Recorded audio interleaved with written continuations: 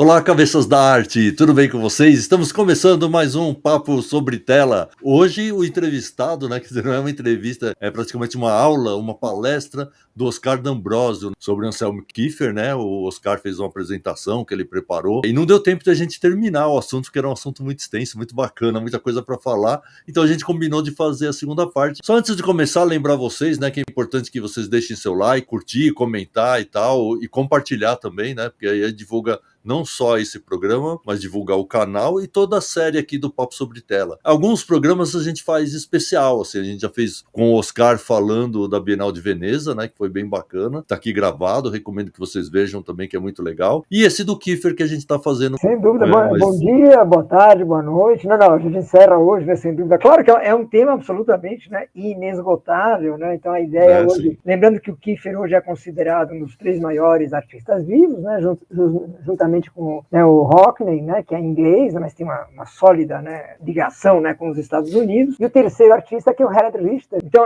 o Kiefer hoje, né, para quem gosta de uma estética mais matérica, né, sem dúvida, é desses 3 artistas que eu citei, talvez o mais importante. Né? Ele trabalha com palha, trabalha com cinza, trabalha com argila, trabalha com chumbo derretido, sabe? Trabalha com cinza, sempre nessa ideia, né, de adicionar, também acho que isso é bem interessante. Né? Ele não é um artista da raspagem, né, de tirar coisas, ele vai jogando coisas, ele vai acumulando coisas sobre a tela.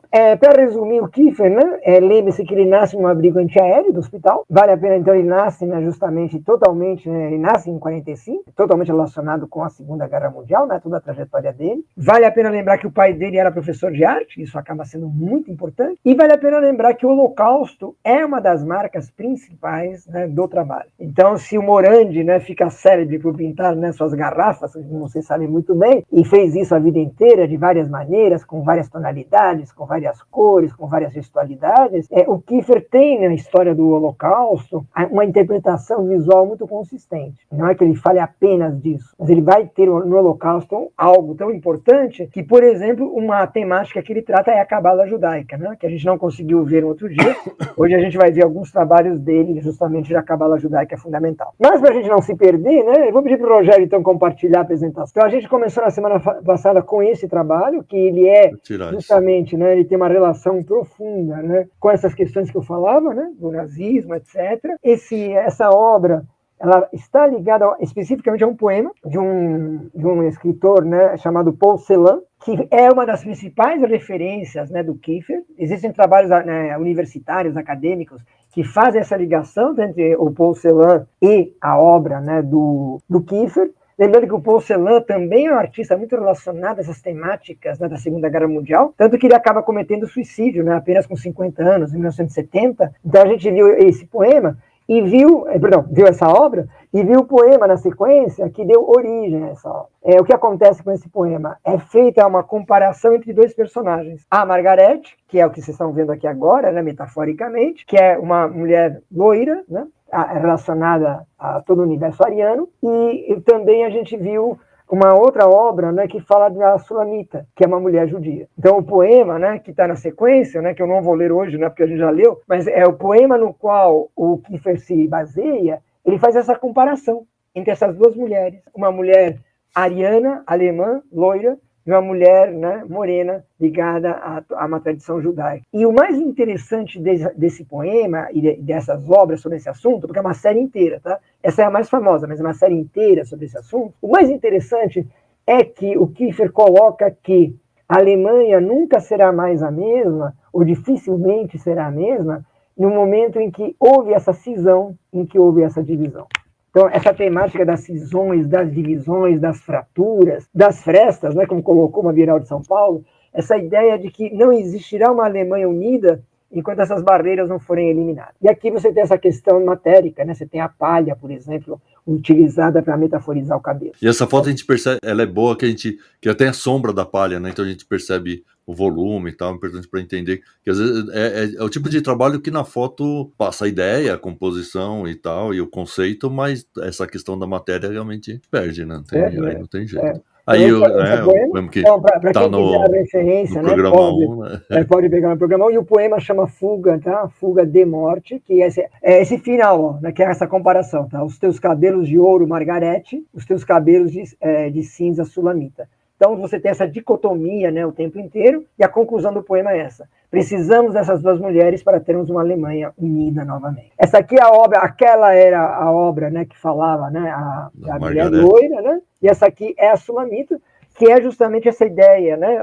É o contrário, né? Então você tem um ambiente fechado, a tonalidade de cor já vai para os ocres, já vai para os marrons, já vai para o escondido, é memória. A gente fala tanto de memória afetiva, essa ideia do estar escondido. Esta obra traz uma recordação, claro, como eu falei, né? O Kiefer nasce, né? Exatamente num abrigo, né? Antiaéreo. Então também tem essa ideia, né? De um local, né? Mais fechado, mais sombrio. Subterrâneo, então, né? Subterrâneos da vida, inclusive. E as obras do Kiefer sempre grandes, né? A gente não vai se deter nisso para ganhar tempo, mas olha o tamanho, né? Quase 3 metros de altura. 3x4, né? São obras, geralmente, né, são obras muito grandes. Essa aqui é a Operation Sea Lion, só para lembrar, é o nome de uma operação em que o nazismo buscava invadir a Inglaterra, tinha um plano para invadir a Inglaterra, não só tinha um plano para invadir a Inglaterra, como para nomear um novo rei, claro, né, um rei que seria a favor, né, do ideário nazista. Essa imagem central que vocês estão vendo tem duas metáforas importantes. Uma que é o Canal da Mancha, que é uma temática muito forte no Kiefer, essa ideia, porque o Canal da Mancha está entre a França e a Inglaterra. Essas regiões, né, do meio interessam muito. E segundo, é o símbolo da banheira, que no começo do nazismo, principalmente, o nazismo chegou a presentear as famílias com banheiras, né, nessa ideia da limpeza, né, uma limpeza do espírito, uma limpeza do corpo. Em várias obras ele coloca a banheira como essa metáfora, né, dessa busca, né, nazista por uma limpeza do corpo, uma limpeza do espírito. Aqui essa temática da guerra aparece novamente, aparece associada a um poeta, tá? Esse é um poeta russo, né? Pouco conhecido, mas eu até coloquei uns versos dele aqui, que ele é totalmente vinculado a uma tradição, né, do chamado, né, do surrealismo russo. Esse surrealismo russo é um pouco diferente, né, do surrealismo tradicional, né, francês, que a gente conhece, do Breton, porque o surrealismo russo pega muitos elementos assim, do cotidiano, né, como o caso aqui, né, você vê, o Kiefer faz uma interpretação, né, puxa um submarino, né, que está ligado à guerra, tem umas características um pouco ligadas à arte um pouco mais concreta, né, etc. Então, aqui novamente, matéria, né, como o Rogério apontou bem. Matéria, matéria e matéria, né?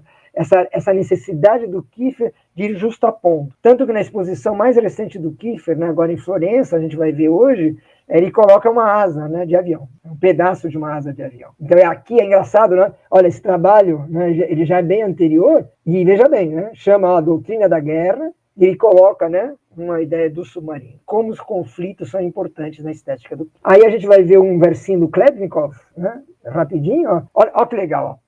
Hoje de novo sigo a senda, né? Ou seja, sigo o caminho para a vida, o varejo, a venda, e guio as hostes da poesia contra a maré da mercancia, né? Aí a tradução, né, livre do Augusto de Campos, como sempre genial, né? Para tentar reproduzir os originais. Então a mercancia, que é justamente, né, a ideia da mercadoria, essa ideia dos caminhos do capitalismo, né? É tudo isso, né, que se fazia presente nesse poeta russo, e que o nosso querido Kiefer, ele toma isso, né, colocando elementos dos conflitos e das batalhas. Anos, países, povos fogem no tempo como água corrente. A natureza é espelho móvel, estrelas, redes, nós, os peixes, visões da treva, os deuses. É muito interessante esse poema, né? A gente não sabe a data exata, tá? Mas atribui-se que seja de 1916. E nessa exposição, ele tem justamente uma imagem que é a imagem de São Miguel. Ele coloca Miguel em destaque, né? Então, essa temática dos deuses e dos homens, essa relação difícil entre os deuses e os homens, é uma temática que interessa o surrealismo russo e interessa ao Kiefer. Já nessa obra que vocês viram, aquela do submarino, né?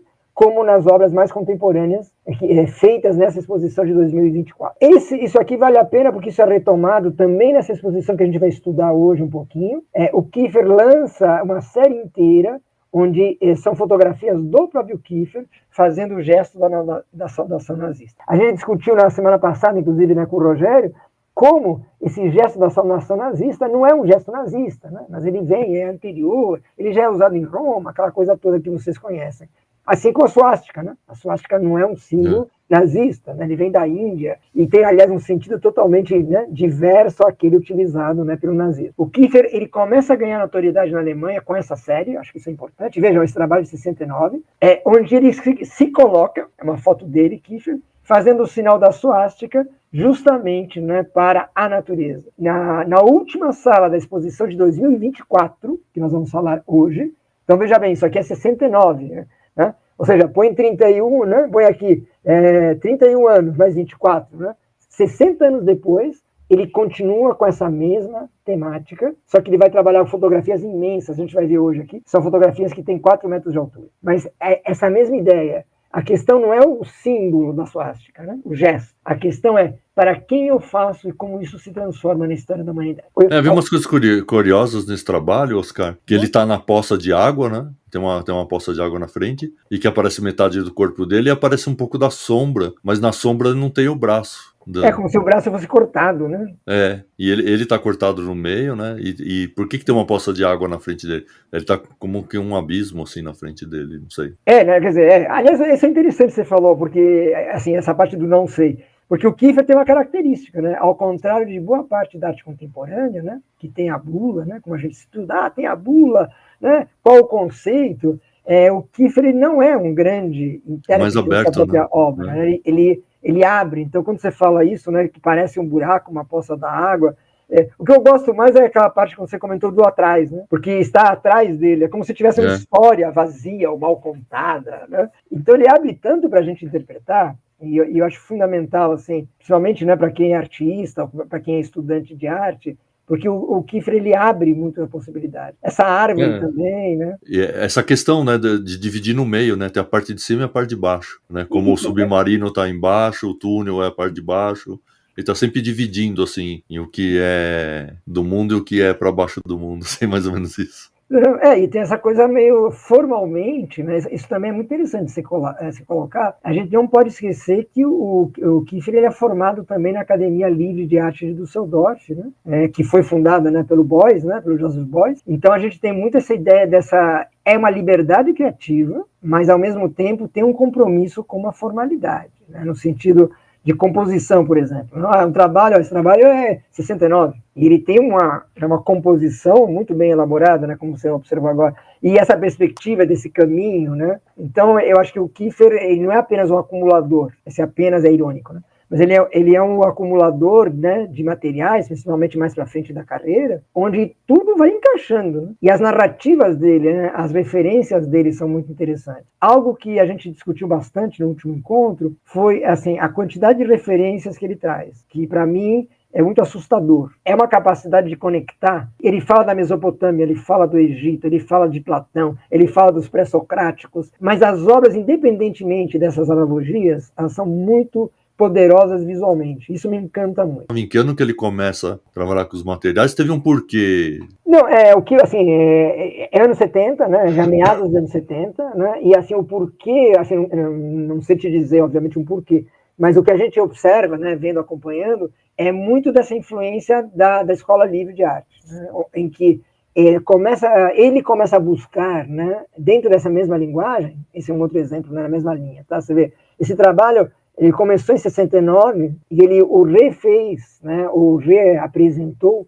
em 2010. E ele já volta para a tua pergunta, mas olha o título como é legal, ó. Os céus estrelados, né, sobre nós e a moral entre. Esses títulos que ele faz, né, trazem também uma questão filosófica muito grande. As exposições mais recentes do Kiefer, a gente vai ver hoje, as duas exposições mais recentes, 22 e 24, elas são as duas baseadas muito mais na filosofia do que nas artes visuais. Mas voltando para a materialidade. Então, pelo que a gente sabe um pouco, né, nos anos 70, ele começa a trazer essa materialidade como uma forma de, primeiro, fugir do bidimensional, essa conquista do espaço. Essa é uma preocupação que ele chega a dar entrevistas sobre isso. Só que o que eu acho mais fascinante é que ele também vai para a escultura. E nos anos 80 ele começa a fazer esculturas extremamente interessantes, a gente vai ver hoje que 2 ou 3, em que são esculturas principalmente com corpos femininos. Então, só para te posicionar, esse é um trabalho de 81, ó, tá vendo? Que já está dentro do que você colocou, né? Que é uma brincadeira, entre aspas, né? Com essa história da paleta, né? Do pintor. E esse aqui já tem muita materialidade. Essa utilização da queima, né? Essa utilização como eu comentei, né, de metais, né, do chumbo queimado.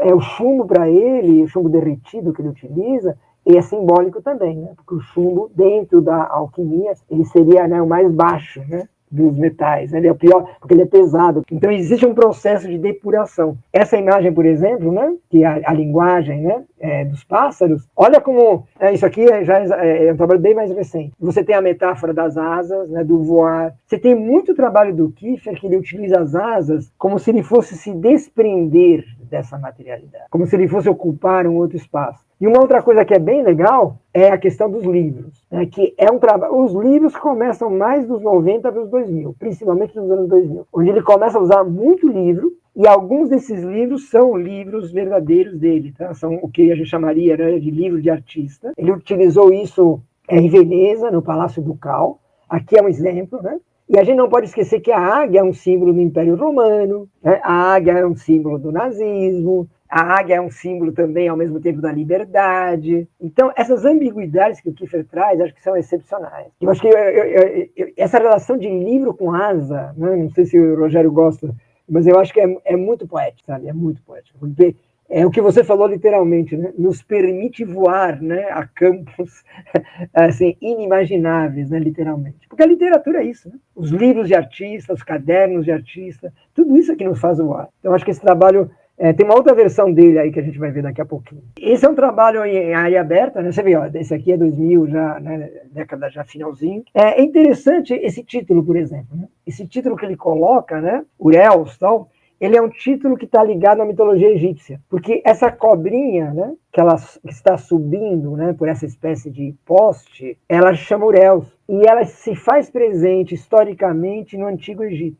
Você pode ver, né, que os sacerdotes egípcios, os faraós egípcios, tem aquela cobrinha, né, que aparece na parte superior, cujo nome chique é exatamente Urels, que é um símbolo de poder, né, ele é um símbolo de soberania. E você vê que aí embaixo estão os livros. Então, quando eu falo de repertório, né, é exatamente disso que eu estou comentando com vocês. E acho que para a gente, né, que trabalha nessa área, é fascinante quando você vê um artista que tem tanto repertório. As asas, essas asas são menos asas de águia, são mais asas de anjo, que também é uma temática. Os anjos aparecem muito no trabalho dele. Esse trabalho de 2024 que a gente vai ver hoje, como eu comentei, a metáfora é quem? A metáfora é Miguel. É Miguel que faz essa relação entre os homens e os deuses. Então aqui você tem livro, você tem asas, você tem Urels, que é justamente, né, esse bastão, esse caduceu, né, como diziam, né, o Jung usa a palavra caduceu, e você tem também essa ideia, né, dos livros, aqui, ó, desorganizados, destruídos,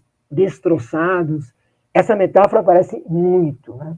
Quando a gente fala, né, do Kiefer, imagina que é só tridimensionalidade, é por isso que eu coloquei essa é uma série. Olha o título também, ó, né? The Day of All Evenings, né? Então, o dia de todos os entardeceres, né? De todas as noites. É um trabalho de aquarela, é um díptico, tá? Isso é interessante, ele foi concebido como díptico. E o Rogério, quando ele comentou daquele trabalho no fim dos anos 60, né? Você vê que essa perspectiva, ela é um pouco uma marca do Kiefer, né? Essa linha do horizonte, geralmente baixo, é uma marca do Kiefer.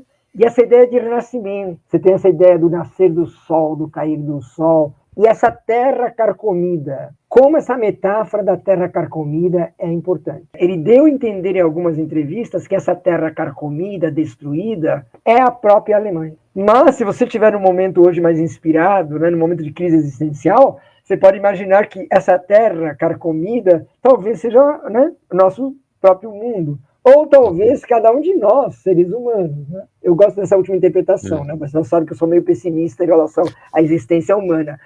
Eu gosto de pensar que nós viramos isso, né? Mas existe uma esperança ao final do túnel. Né, falar que tem essa coisa sempre de um céu muito bonito e de uma terra muito destruída, né?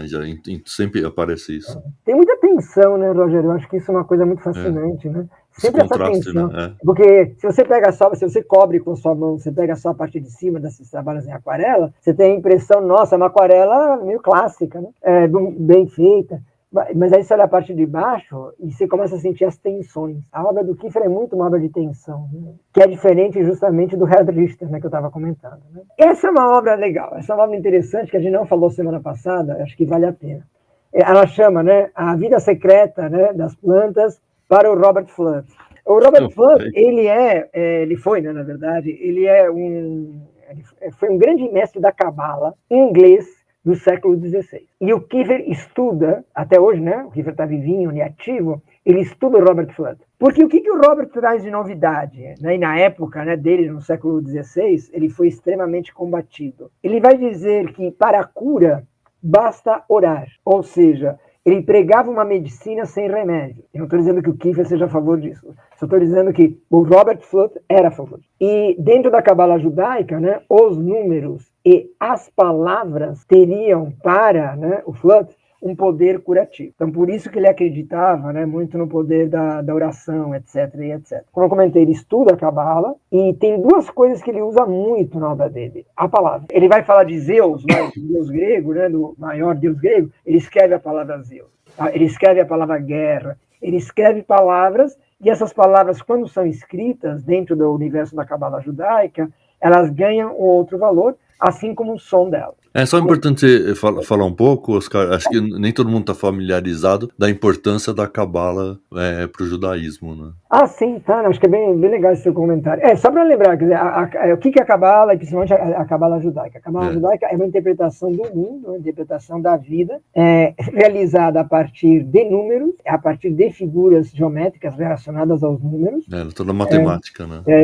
Será uma matemática do universo, né? É como se fosse exatamente, uma grande matemática do universo. Lembrando que, por exemplo, quem se converteu a Cabala é a Madonna. A Madonna que vocês conhecem. A Madonna é uma grande estudiosa de Cabala judaica. A Madonna é uma das poucas mulheres assim que conseguiu, por exemplo, se converter, né, ao judaísmo, que é uma cerimônia extremamente complexa, envolve, né, porque vocês sabem que mas o judaísmo, a raiz mais importante não é a paterna, né? No judaísmo a raiz importante é a raiz da mulher, né? Então, para a mulher se converter é uma cerimônia extremamente complexa, extremamente ritualística, e a Madonna passa por esse processo, e ela é uma estudiosa de Cabala judaica. Como, né, muitos artistas, né, têm uma fascinação pela Cabala. Para quem gosta de matemática, jogador de xadrez em geral, gosta de Cabala judaica também. Agora, o mais legal, né, voltando aqui, né, para as artes visuais um pouquinho, é exatamente visualmente, né? Porque aqui você tem foge da figuração, né? Não é uma aquarela bem comportada, né? Muito pelo contrário, né? Esse é um trabalho que tem base de óleo, tá? E é um trabalho que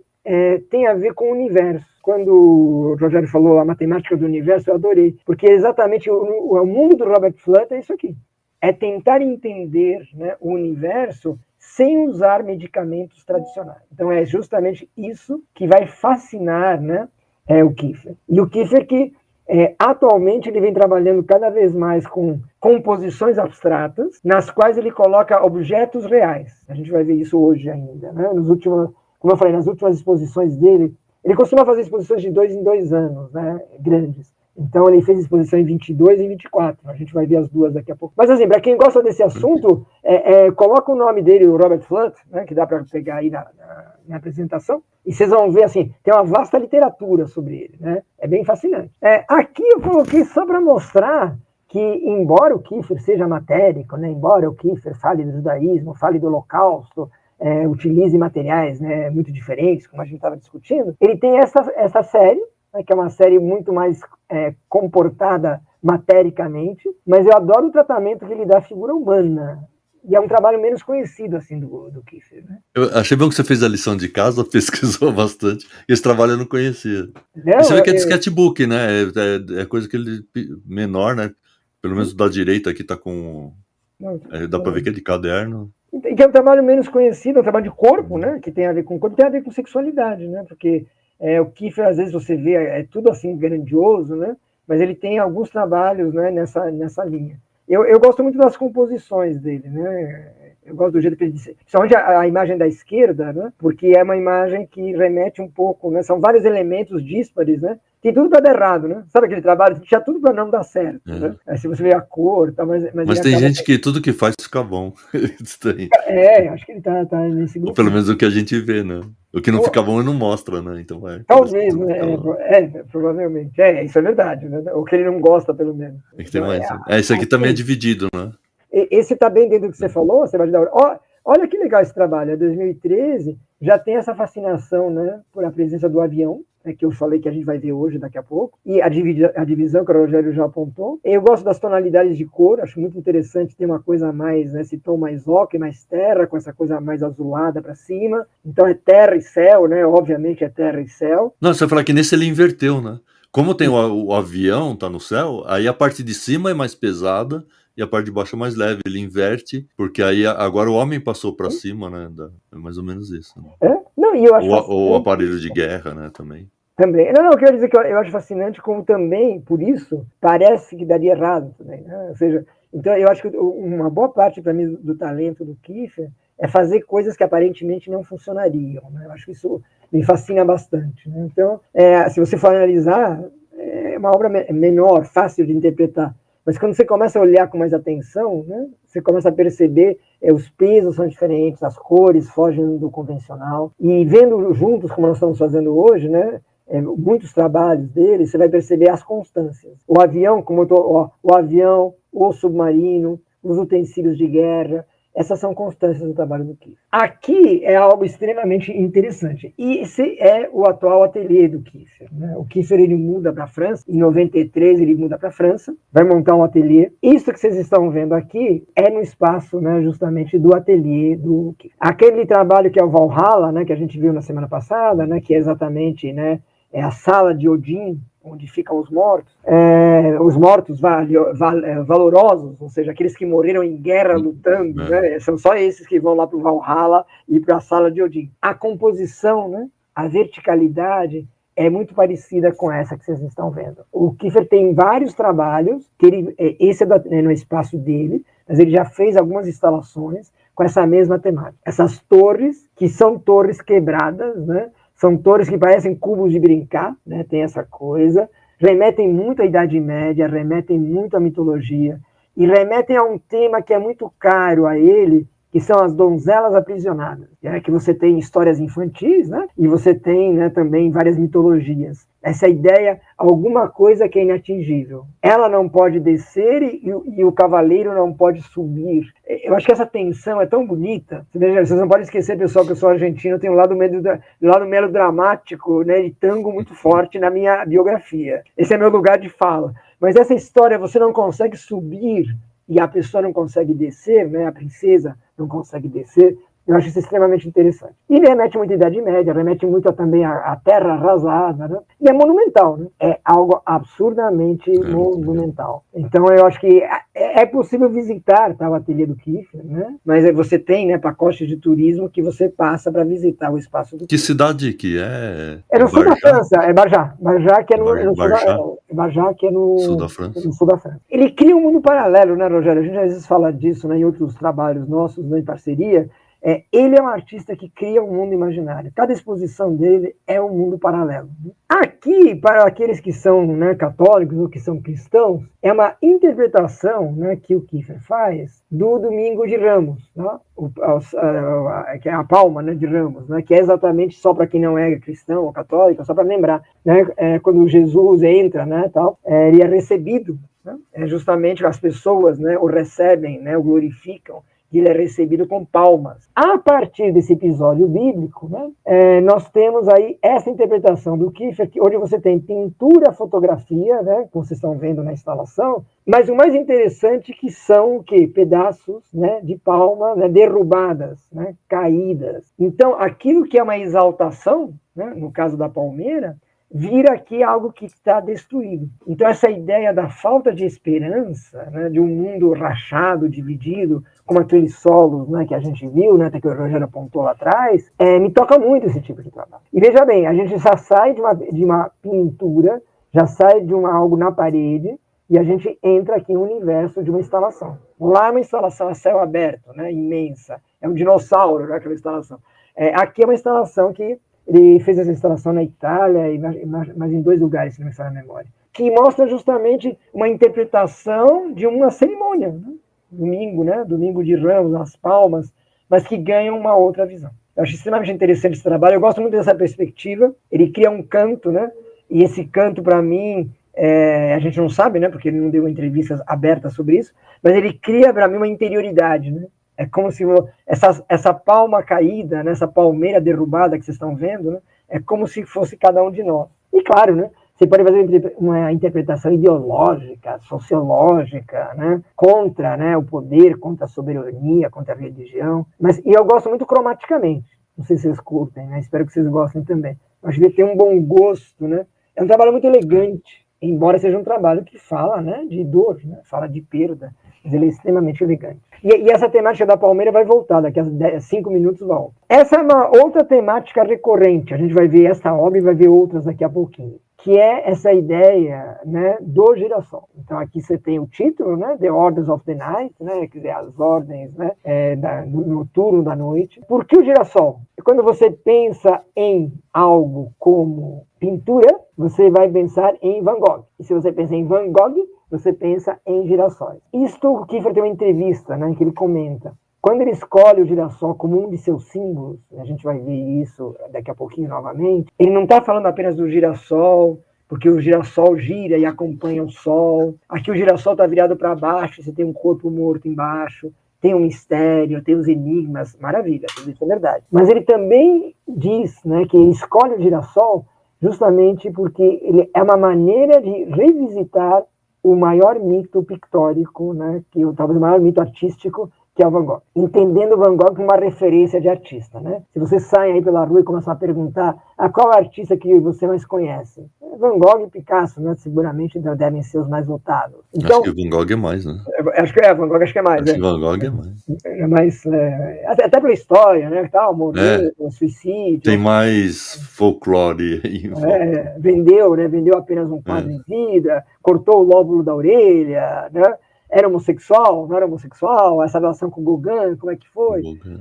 Toda essa história que vocês conhecem. Veja bem, então ele escolhe já algo que tem um motivo. Ele faz uma composição que ele vai retomar anos depois, a gente vai ver hoje, daqui a pouquinho, em que ele coloca essas espécies, esses girassóis, como se fossem como chuveiros. É uma alusão, aí sim, é uma alusão aos campos de concentração. A ideia, né, os judeus, né, eles eram obrigados, né, a se despir, diziam que iriam tomar banho, e quando eles iam, né, quando eles entravam no espaço, né, onde seria o banho, né, saía o gás, né, e eles assim, morriam, como vocês conhecem essa triste história. Então, trazer de volta essas recordações, trazer de volta todos esses elementos, eu acho que é um dos grandes méritos do Kiefer. Só que ele traz de uma maneira poética, né? O Gerhard Richter, né, que eu citei agora, né, que é da mesma geração, né, também alemão, ele também trabalha com a questão do Holocausto, mas talvez, às vezes, isso fica mais escondido, não é tão evidente. Então, quando você vê esse corpo morto, né, nessa posição, então você começa a ligar uma série de elementos simbólicos, a paleta rebaixada, né, a terra. Muitas vezes o Kiefer coloca, esse trabalho eu não conheço ao vivo, tá? Mas geralmente o Kiefer, ele coloca semente de girassol nos seus trabalhos, né? É uma característica também. Essa coisa do orgânico no trabalho, né? Então isso eu acho muito forte do trabalho do Kiefer. É algo que cada artista aí deve pensar, às vezes, se vale a pena, se não vale a pena. Eu acho que vale a pena quando tem um sentido, né? E aqui tem um sentido, né? A semente do girassol, a vida, o renascer, e aquela ideia, né? Não deixar que essa história, né? Essa história do Holocausto seja esquecida. Então você vai... Mas é muito forte na composição, né?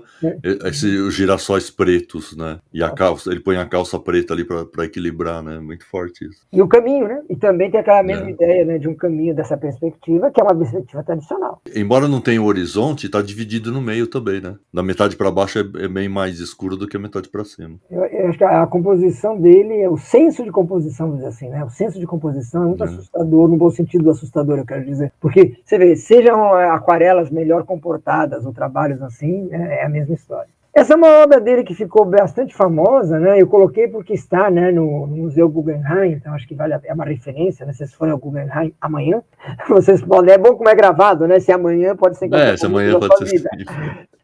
Mas é uma obra que o Guggenheim acabou comprando, né, do Kiefer, que é, na verdade, uma grande metáfora, né, dos reis, né, dos soberanos franceses. Esse trabalho, que é dos anos 90, ele é o primeiro de uma série de outros que ele vai fazer, onde ele começa a colocar representações, entre aspas, né, realistas, de figuras da história. Então ele vai fazer um trabalho com essas mesmas características, né, em 2024, nesse ano, que ele trabalha com os filósofos pré-socráticos. Ele pega os filósofos pré-socráticos, ou seja, né, os filósofos que vieram antes de Sócrates, né, Pitágoras, Tales de Mileto, esse pessoal que a gente estuda no primeiro ano do ensino médio, né, ele traz essas figuras em 24, mas aqui é o mesmo tipo de composição. Eles estão lá, mas estão cobertos. E isso é aquilo que o Rogério estava comentando, né? São os trabalhos em que a materialidade se faz presente. É um apagamento, né?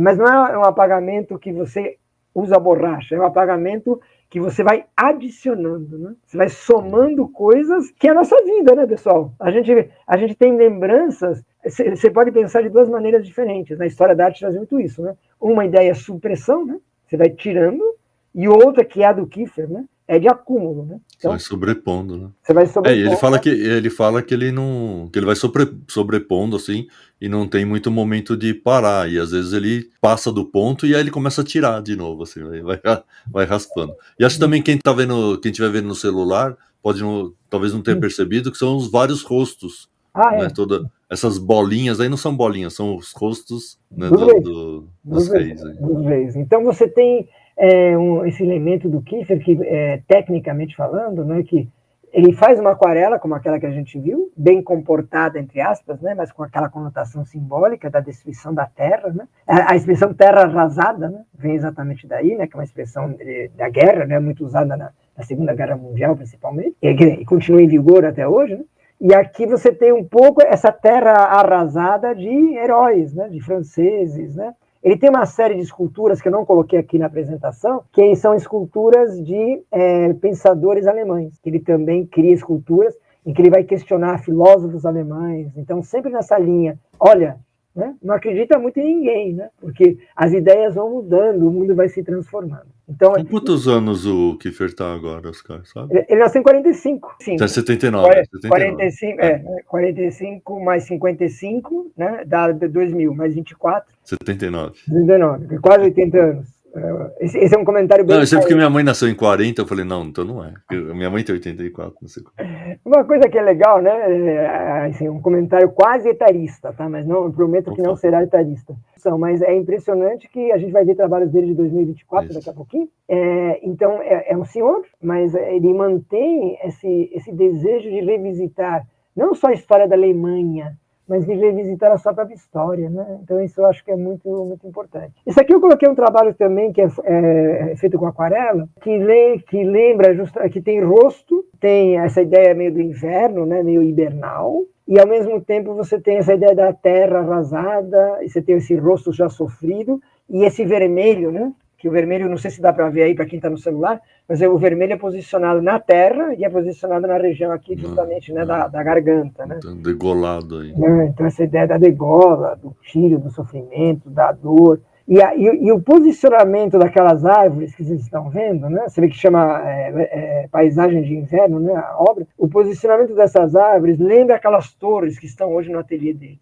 A composição é muito parecida. E as árvores, sempre que tem mato, né? As árvores, e tá tudo seco, né? O girassol é seco, meio seco, as árvores todas secas, o coqueiro lá, a palmeira, né?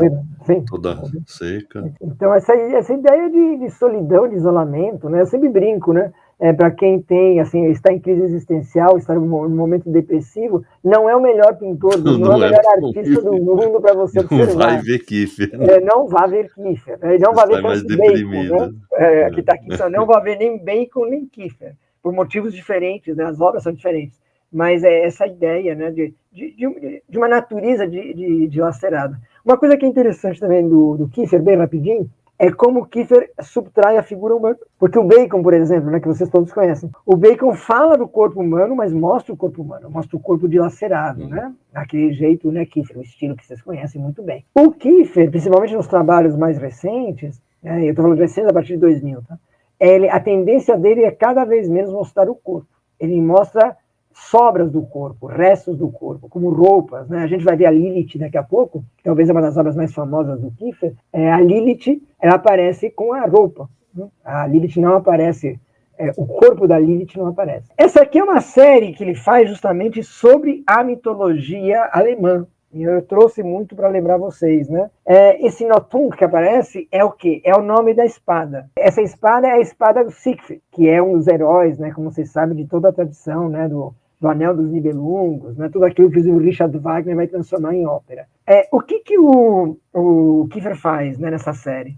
Ele pega a mitologia nórdica e dá uma nova cara, né? Ele dá uma nova versão. Qual o nome dessa espada? Ela quer dizer criança necessitada. Porque exatamente a história, né, resumindo muito a história, que qual é?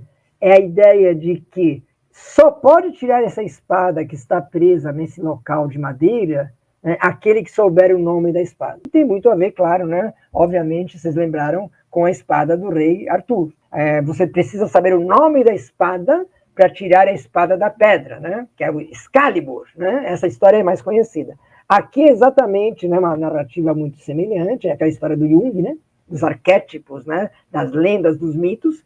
Só quem sabe o nome da espada é que pode tirar a espada, né? Que vai ser justamente o Siegfried, né? Que ele vai conseguir tirar a espada, né? Que está presa na madeira. E quem consegue tirar a espada, logicamente, tem poder. Essa composição que vocês estão vendo, né? Uma composição de interior, com uma perspectiva até tradicional, lembra muito também a que a gente viu lá da Sulamita, no encontro passado e hoje, né? Aquela ideia da caverna, do fechado, do ocre, da madeira, esses locais fechados, misteriosos, enigmáticos. Esses temas são de grande interesse. Ele tem uma fascinação por esses temas onde existe um enigma, existe um mistério. Então essa é uma série inteira, tá, pessoal? Eu trouxe uma imagem para quem quiser estudar mais. Se você colocar o nome da espada, né, o Nothung, na internet, você vai achar uma série inteira de obras. E o mais fascinante, né, a espada aparece presa e você não tem o herói para tirar. Então, quando eu vejo essa imagem, não sei vocês que estão acompanhando, né?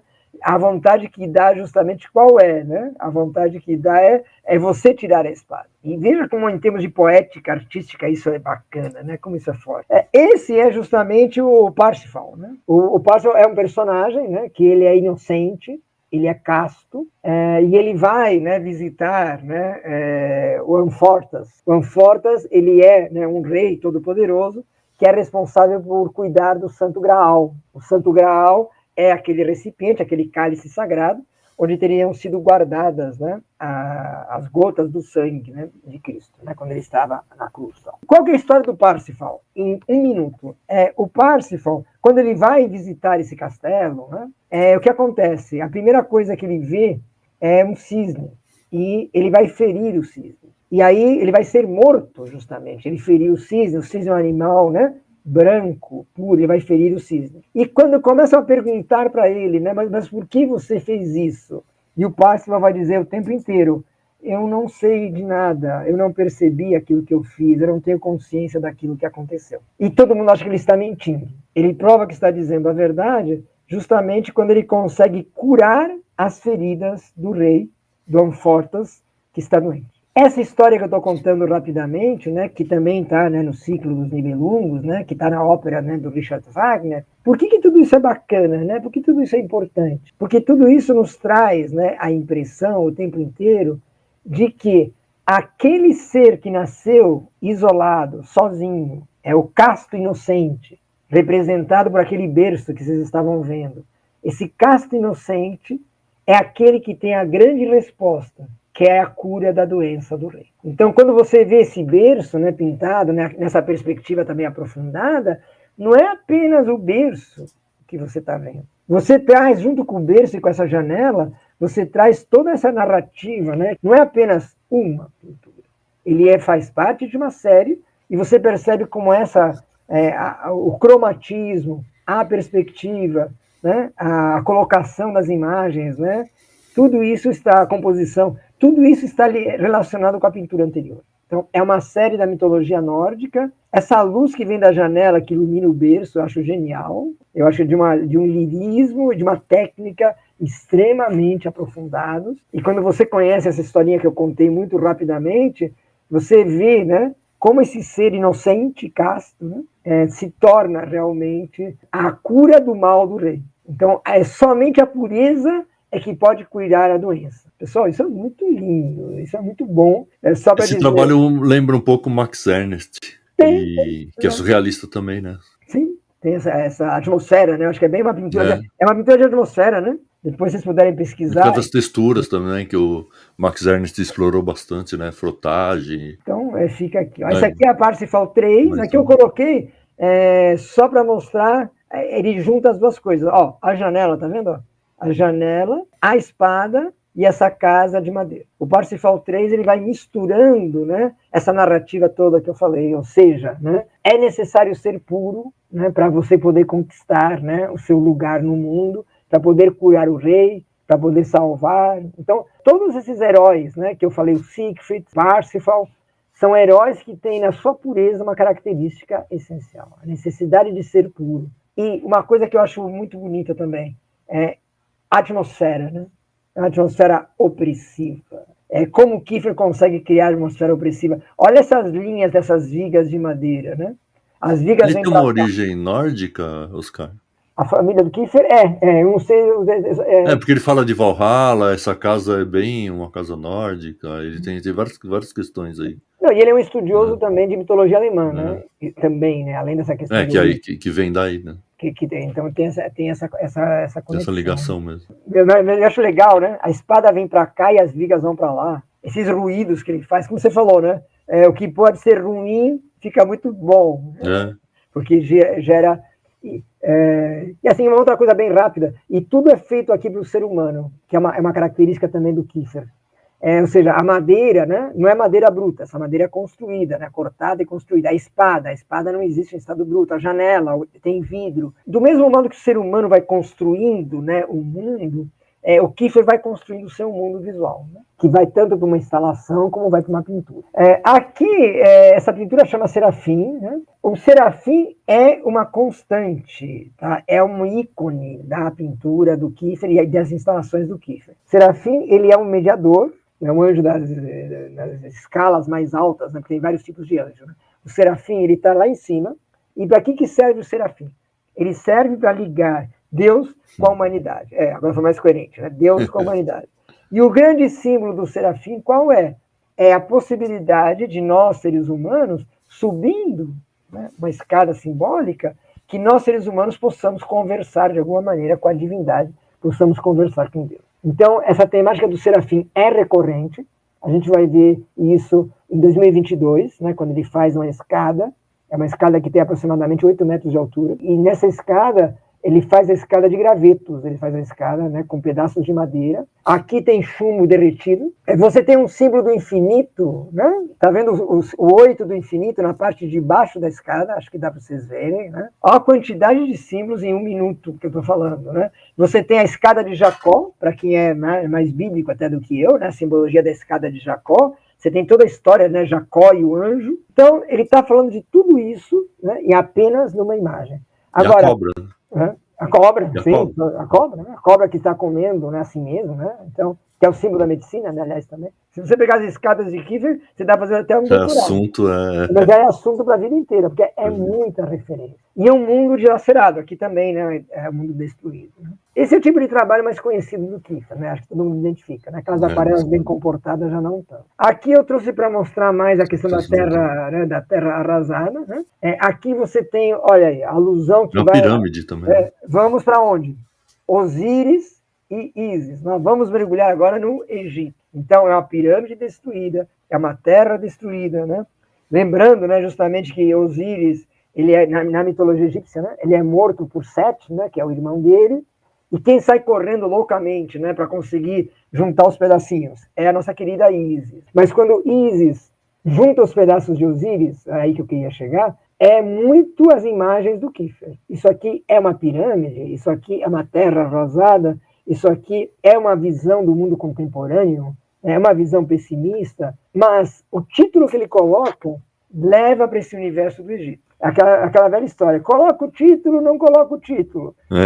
O Kiefer, quando ele coloca Osíris e Ísis, além de você observar a qualidade pictórica dele, você também começa a observar o quê? Você começa a observar que ele está fazendo referências relacionadas com vida, morte, e no caso do Osíris, nós estamos falando de ressurreição. E não é uma perspectiva, né, católica, tal, né, Cristo... Não, ele está falando de algo que é muito anterior. Ele está falando de Osíris, que também ele é um herói, e ele é morto, despedaçado e reconstruído por Ísis, que é a sua companheira. Não, pode falar. Vai falar que tem uma coisa engraçada, que a gente fala assim, toma cuidado com o título, é que você falou do título, né? A gente fala para todo mundo, toma cuidado com o título. Toma cuidado com escrever no trabalho. Toma cuidado com a técnica de manter um padrão de técnica por toda a tela, né? A gente fala com isso, assim, e aí pode parecer assim, mas tá vendo, o Kiefer faz tudo que vocês falam para tomar cuidado. Pois é, ele faz com cuidado, ele toma cuidado com essas coisas, que é importante, né? Que, assim, quando faz bem feito, faz sentido, tudo pode, né? Não, e não é nada aleatório, acho que é também algo importante, né? Não que a gente não possa ter uma arte mais intuitiva, né? Todo mundo que me conhece sabe que eu sou muito a favor disso. Mas no caso de um artista do nível dele, a questão das intencionalidades. Então, ele tem intenções, e como ele não é de falar muito sobre o trabalho especificamente, né? Você pega a entrevista aqui, a entrevista lá, o que você vai observando é que a quantidade de sentidos que ficam abertos para a gente, né?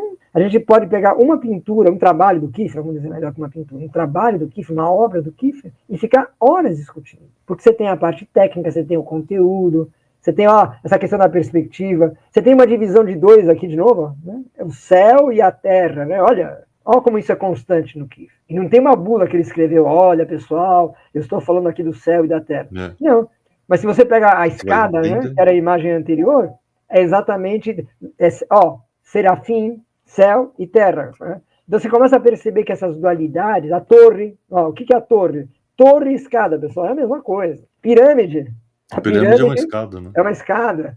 Então, quando a gente começa a mergulhar nisso, você diz, nossa, né, como é uma coerência interna do trabalho, né, de um artista, como é gostoso perceber quando isso acontece. E como a gente tem que tentar, dentro das limitações de cada um de nós e dos nossos desafios, chegar nisso, né? Porque é tão agradável, né, você ver um trabalho nessas proporções, né, que eu acho que a gente acaba ficando, né, muito emocionado, na verdade. Olha a Lilith, que eu tinha comentado lá atrás. A Lilith é uma divindade que existe desde a Mesopotâmia. A Lilith, quando aparece, ela no judaísmo, ela aparece também. Ela é considerada justamente, né, como sendo, né, a primeira esposa de Adão. E ela é sempre, ou geralmente, relacionada a aspectos demoníacos, perigosos, tenebrosos e terríveis. Existe uma série, tem vários artistas contemporâneos, principalmente mulheres, que vêm trabalhando essa temática da Lilith. Se não me engano, tem a Ilka, né? Acho que é a Ilka Lemos, se não me fala a memória agora, que trabalha essa temática da Lilith, deve ter outras artistas. Mas essa ideia da Lilith como aquilo que é proibido, aquilo que é perigoso, aquilo que está ligado à sexualidade, aquilo que não é bom de ser visto, aquilo que é cerceado, que deve ser cerceado pela comunidade. Todas essas conotações aparecem, né, na Lilith. Em vários momentos, o Kiefer faz ligações entre a Lilith, com essas conotações todas que eu estou comentando, e essa questão, né, do holocausto, da terra destruída, e assim sucessivamente. Então, esse trabalho da Lilith, né, ele é usado bastante como referência, né, principalmente em grupos que vão discutir a questão feminina também, porque é uma visão da Lilith que tem uma ambiguidade. Né? Ela é uma deusa, como eu comentei, do bem, né, entre aspas. Ela é um demônio? Né? Quem é essa Lilith? E só lembrando que aqui em São Paulo, o Kiefer expôs uma Lilith dele, né, acho que muitos de vocês foram, né, foi lá no espaço da Bienal do Ibirapuera, onde havia uma sala, né, onde a Lilith estava exposta, e a Lilith que ele colocou é uma Lilith que ele fez especialmente aqui para a cidade de São Paulo, que era um vestidinho, vocês devem lembrar dessa imagem, que era um vestido, né, de uma menininha flutuando sobre a cidade de São Paulo. E lembrando que o Kiefer esteve no Brasil várias vezes, e o que mais impressionou o Kiefer, a isso ele deu entrevista, eram os prédios da versão da Novo Centro, né? Que seria a região da Avenida Paulista, etc. Né? Essa visão, né, desses prédios todos, um do lado do outro, né? Aquilo fascinou muito o Kiefer. Ele usou imagens aéreas de São Paulo, inclusive, em alguns dos trabalhos. Inclusive, deixa eu fazer uma homenagem, né? Temos um artista brasileiro, né, que foi assistente, trabalhou com o Kiefer, que é o José de Quadros, né, que até faz parte de um grupo de estudos, que o Rogério também participa, né? O José de Quadros teve o privilégio, né? Aliás, ele poderia estar falando disso muito melhor do que eu, porque ele esteve próximo ao Kiefer, né, como assistente, né? Ele mora na Alemanha, né? Ele mora na Alemanha. O José de Quadros mora em Kassel, nada mais e nada menos que ele mora exatamente em Kassel, que é onde acontece a documenta de 5 em 5 anos. Sempre falo do José de Quadros com muito carinho. Além de ser uma pessoa extraordinária, né, um ser humano assim, de primeiríssima categoria, um artista extremamente competente, né? Essa obra é uma homenagem à Mesopotâmia, a gente estava falando, né? Quando você fala a Terra de Dois Rios, né? Você vai lembrar da Mesopotâmia, você vai lembrar do rio Tigre e você vai lembrar do rio Eufrates. Olha a materialidade deste trabalho. Esse é um dos trabalhos mais característicos do Kiefer dos anos 90. Você consegue perceber esse trabalho, né, que o Rogério estava comentando naquela hora, de adição, esse trabalho de subtração, essa presença de água no meio. Olha como é interessante. Eu tinha falado do Canal da Mancha aquela hora, né? Olha como é a mesma perspectiva que a gente estava vendo lá atrás nos trabalhos do fim dos anos 60. É o mesmo tipo de perspectiva. É uma perspectiva que você tem um ponto de fuga no centro, a água, eu tinha já comentado a simbologia, muito ligado à transição, passagem, Canal da Mancha, aí, né? Cada um pode interpretar como achar melhor. Essa ideia de fragmentação, parecem paredes, né, de uma antiga casa italiana, né, ou de uma casa destruída por um bombardeio, né, aquela história. Mas essa ideia da fragmentação, essa ideia de um mundo no qual talvez eu não gostaria de estar, mas é um mundo onde existe resta alguma esperança, talvez nessa região central, por exemplo.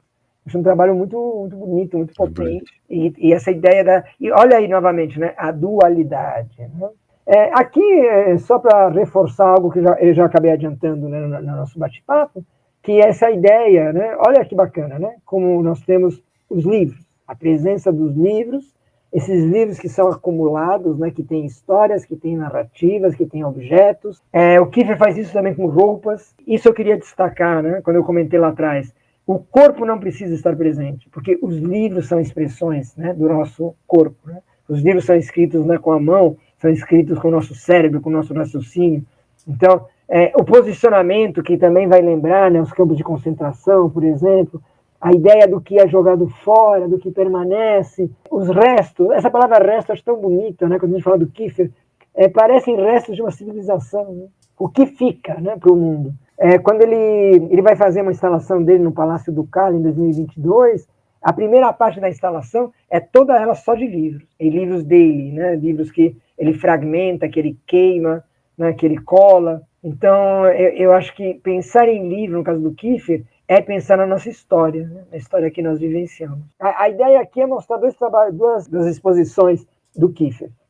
Uma de 2022 e outra de 2024. Esta de 2024, essa exposição é em Florença, né, no Palácio Strozzi. A exposição dele fica no térreo e no andar superior. Você entrando por aquela portinha, aquela porta pequenininha que está no meio, e essa é.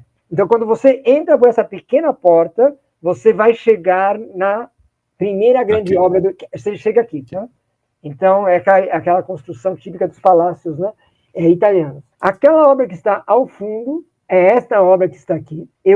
Essa fotografia, eu sei que ela prejudica vocês verem a obra, mas eu só queria mostrar a escala. É legal para entender o tamanho mesmo. Porque é absurdo o tamanho. Esse é Miguel, né, que eu tinha que dizer. Vamos falar do Miguel depois. Então, esse é o Miguel. Essa obra, né, ela traz uma discussão justamente que é Miguel que está lá em cima, que é justamente, né, este ser divino. Nós temos Miguel em cima e embaixo nós temos os anjos decaídos, ou seja, aqueles anjos que foram vencidos, derrotados pela força, pela palavra do anjo, pela força e pela palavra de Deus e pela fé. Então, na parte de cima você tem o predomínio do dourado, na parte de baixo você tem, né, tons mais sóbrios. Na parte de baixo você vai ter roupas, sapatos, pedaços de ferro. Essa obra foi feita especialmente para esse pé direito do palácio. Então, essa obra ela foi feita especificamente para esse espaço. A exposição chama Anjos Caídos. E o que a gente vai ver na sequência, a gente vai passar pelas salas da exposição, só para vocês verem aqui o detalhe, a composição das árvores que está por trás, a materialidade. Ele utiliza folha de ouro, sim, nesse trabalho. Quando você vai no primeiro andar, você vai nessa sala. Esta obra, vocês estão vendo, onde você tem uma asa de avião que sai, né, a materialidade, ela sai do próprio trabalho, asa, avião, águia, voar, ou seja, a parte de baixo toda ela é destruída, você tem cinto, tem fivela de cinto aqui, né, na parte de baixo. Então a exposição começa com essa visão caótica de um mundo destruído. E claro que aí você pode interpretar como uma guerra, como uma dor, e por aí vai. Também tem pessoinhas, só para vocês terem uma dimensão do tamanho, né? E veja bem como as portas são pequenas, né? E como você tem, né? Essas obras, algumas delas elas são partidas, né? Elas têm partes para conseguirem, né, estar aí. Aí a gente vai para a sala seguinte, quer dizer, aqui eu estou muito mais preocupado com a narrativa. Então, ó, você saiu do avião, que vai simbolizar o caos, a guerra, e você vai para onde?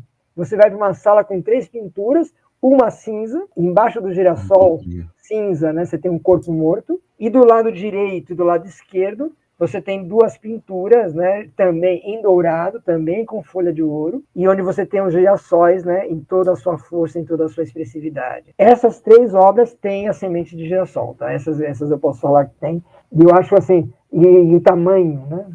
Essa obra tem 3 e pouco de altura. Você tem um girassol morto, entre aspas, no meio da sala, e um girassol, 2 girassóis dourados com força do lado direito e do lado esquerdo. E a estrutura do 3, né? Aí, então, tudo bem, você viu o avião, né? Você viu a guerra, você vê a esperança de renascimento.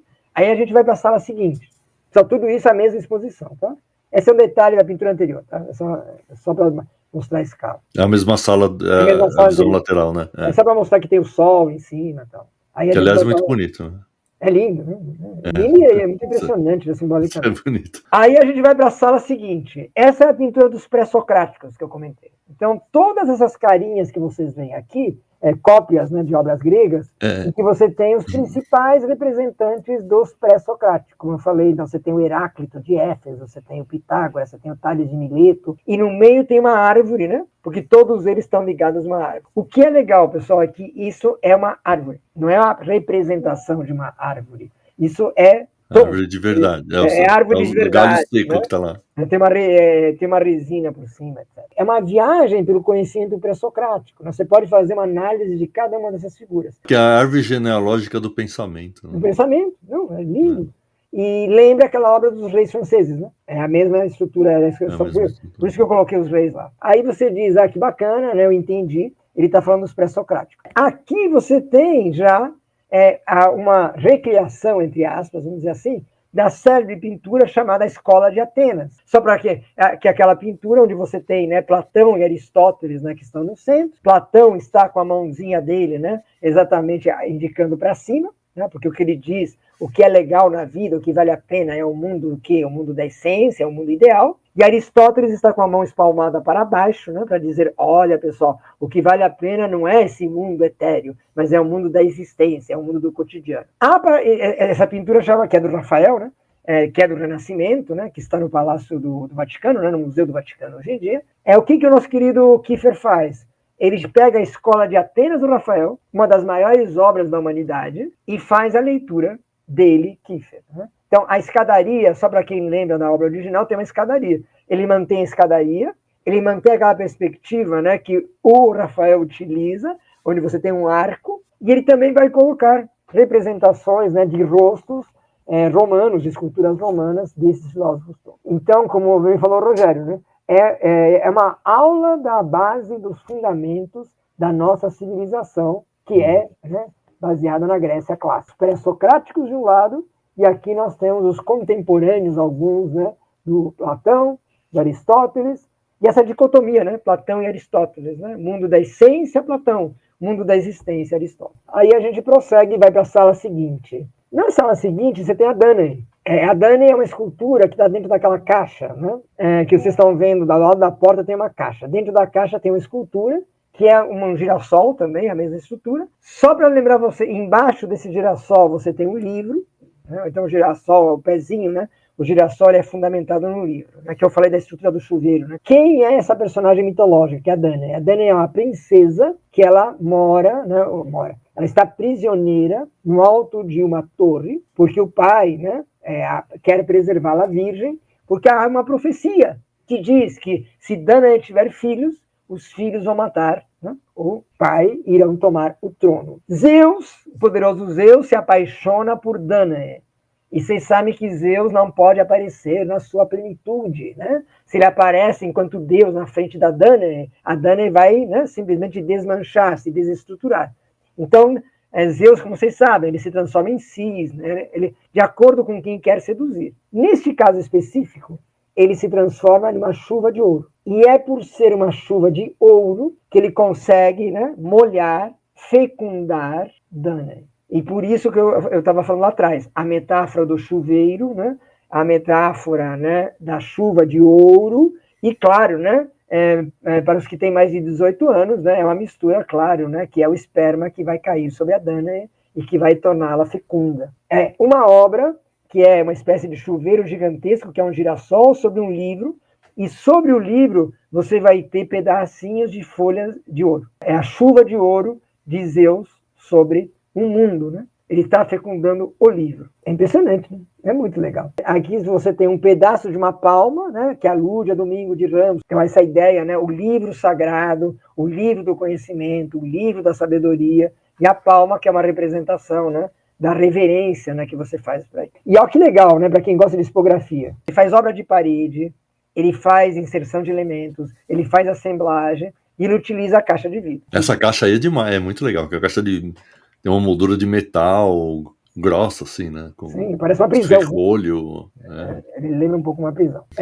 Aí você vai para a sala seguinte. A sala seguinte é uma sala, né, que todas as obras têm o nome de fundação, porque a ideia é da fundação do mundo como nós o conhecemos. Essa obra central, né, ela tem o nome de Zeus, por exemplo, né, que é exatamente o pai, né, de todos os deuses na mitologia grega, né, tem até escrito o nome dele. Mas então você tem essa ideia que fundou-se o mundo, né? Lembra? Teve a chuva de ouro. Criou-se o mundo está criado. Que mundo é esse?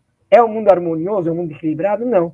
É um mundo fragmentado. Se você pega a obra da direita, você vai ver que tem escombros e tem aquelas mesmas estruturas laterais que a gente viu lá atrás, no Siegfried, aquela mesma ideia do lado direito, né? E no meio, o mesmo solo, né? Gretado, fragmentado, destruído, a folha de palma. Essa aqui é a visão que o Kiefer tem do mundo. Isso nos leva para a sala seguinte. Então, vejam a potência dessa narrativa, né? Aqui é uma outra visão lateral, né? Só para mostrar a caixa de vidro mesmo, né? Que eu acho fenomenal. E essas salas tem um roteiro que é um percurso. Tem um percurso, né? Esqueci de falar.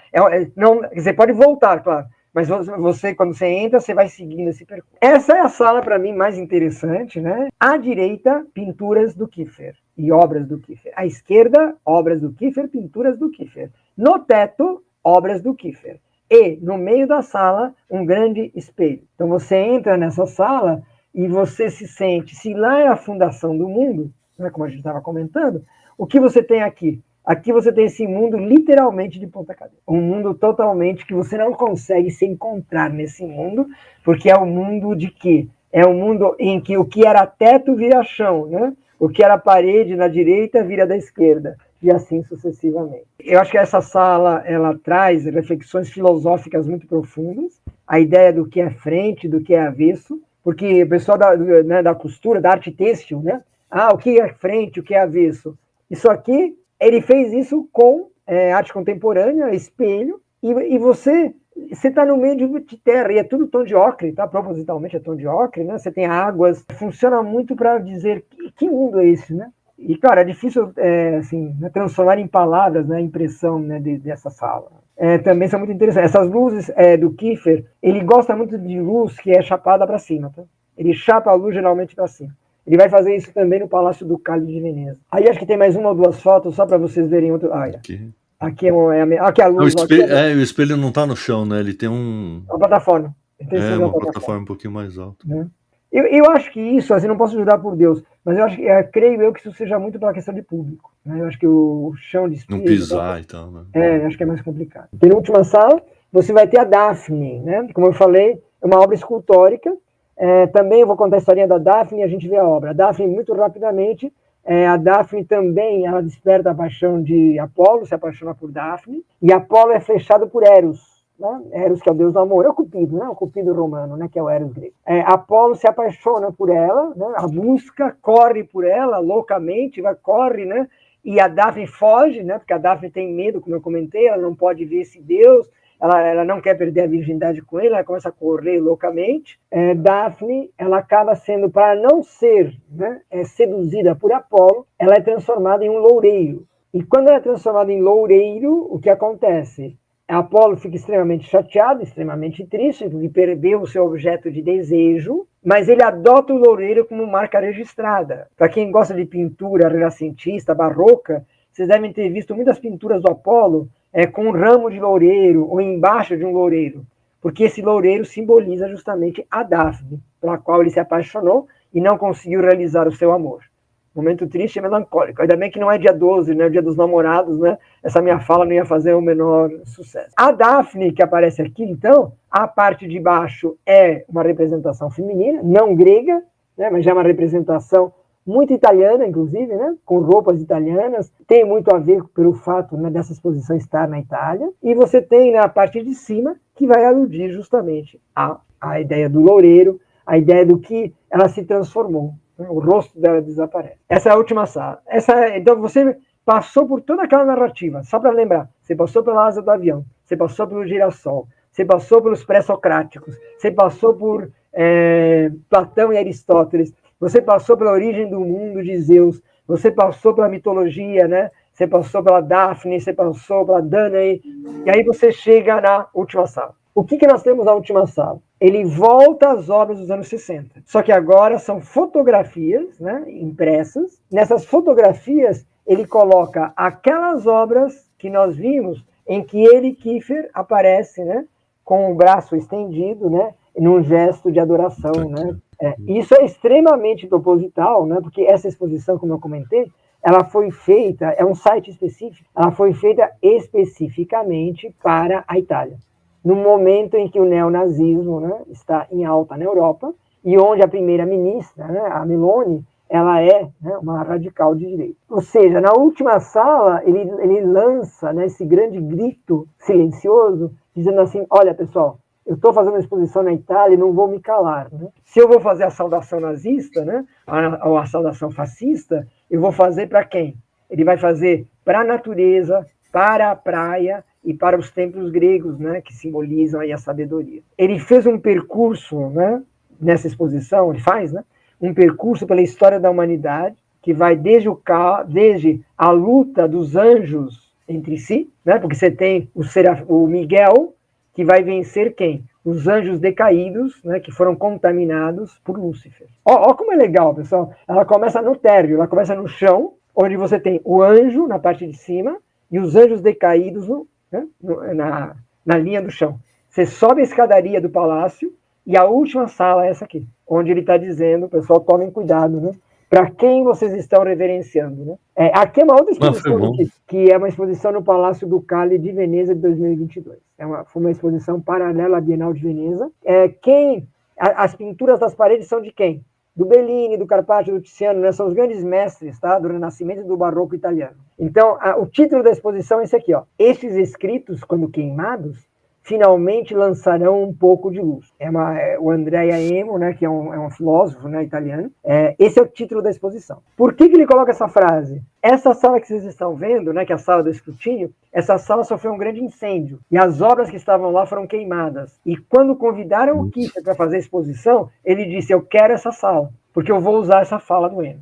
O teto não é do Kiefer, o teto tem pinturas do Tiziano e do Carpaccio, mas todas as laterais que vocês estão vendo são obras do Kiefer. Então, quando você entra na sala, é isso que você vê. Aqui você vê as obras que estão nas paredes, são painéis, esses painéis são divididos em 6 e 8 partes, cada um deles. São todas obras do Kiefer. Então você tem teto, mestres italianos do Barroco, paredes, obras do Kiefer, e janelas, né, por onde a luz penetra. Né? Essa foto até melhor. Essa acho que dá para entender melhor, né? Esse aqui é um detalhe do painel central, que é aquilo que eu falei lá atrás. Lembra que eu comentei? O Kiefer não usa figura humana, usa roupas, etc. Então esse é um detalhe só para mostrar para vocês. Ele está falando de queima. Pessoal, novamente, incêndio, queima, holocausto, nazismo, queima de livros, né? Mas é muito forte, isso aqui é fantástico. Né? As duas obras principais são as que estão lá no fundo, né? Então agora a gente vai. Então você vê a escada lá no fundo, eu vou aproximar daqui, vocês vão poder ver. Aqui, ó. Então a obra principal dessa instalação do Kiefer é uma escada. Pessoal, é a mesmo raciocínio, isso aqui é 2022, é a mesma escada, é a escada do Serafim, é a escada de Jacó, é a comunicação entre os deuses e os homens, né? E a parte de baixo lembra muito a Mesopotâmia, né? Acho que dá para ver essa ideia. Dois rios, né? Lembra? Dois rios, Tigre e Eufrates, né? O rio do bem e do mal. Aqui é um detalhe, né? Aqui eu fiz essa foto só para mostrar a luz dele, ó. O que vocês estão vendo em primeiro plano é os focos de luz. O Kiefer, ele gosta muito dessa luz, como eu comentei, a luz que vem para cima, uma luz para o alto. Esse aqui é um detalhe da base da escada, tá? E onde você tem, além da escada, né? Você tem a ideia do cadeado, e aqui você percebe a materialidade que eu estava comentando, né? A quantidade de material que você tem. E a escada é escada. E a escada, aqui é uma escada de alumínio. É uma escada de alumínio.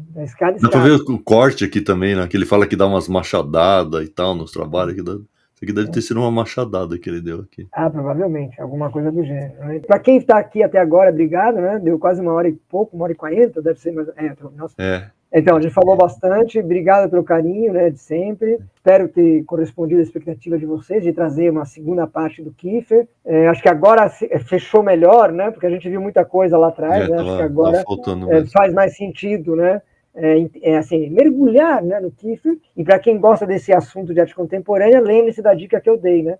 Vocês podem também estudar o Hockney, né, que é um artista inglês, e também estudar o Richter, né, que é um artista alemão, que tem uma poética bem diferente, mas igualmente potente. Obrigado, Rogério. Agora você faz o dono da casa. Só agradecer você, Oscar. Obrigado por essa aula aí. Foi aula, sim, né? Uma aula sobre não só sobre o Kiefer, mas de como pensar a arte, né? E a questão expositiva também, que é importante, né? Eu acho que o mais importante até do que a gente tá falando do Kiefer como exemplo, né? O artista pensar em fazer por vários meios, né?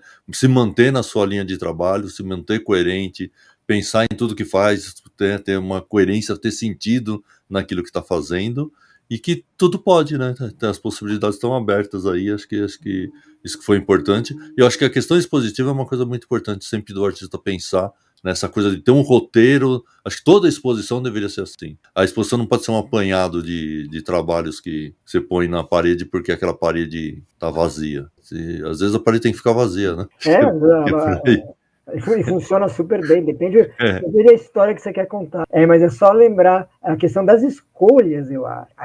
As escolhas são muito importantes. Se você vai deixar uma parede vazia, o Kiefer deixa uma parede vazia, você entende, porque, né, ele tem uma narrativa. E eu acho que isso que o Rogério falou é tão importante quando você está fazendo uma exposição individual, por exemplo. Essa historinha que eu contei na primeira, principalmente a história lá de Florença. Quando você vai passando pelas salas e tem toda uma história sendo contada, é muito interessante. Né? Você começa com luta entre anjos e termina com uma declaração contra, né, o fascismo na Itália. Lembrar que para ver a parte 1 desse papo sobre o Kiefer. Então, obrigado, Oscar. Obrigado a todos, pessoal. Boa noite para quem é da noite, bom dia para quem é do dia, boa tarde para quem é da tarde. Tchau, tchau. Tchau, tchau. Obrigadão, Rogério.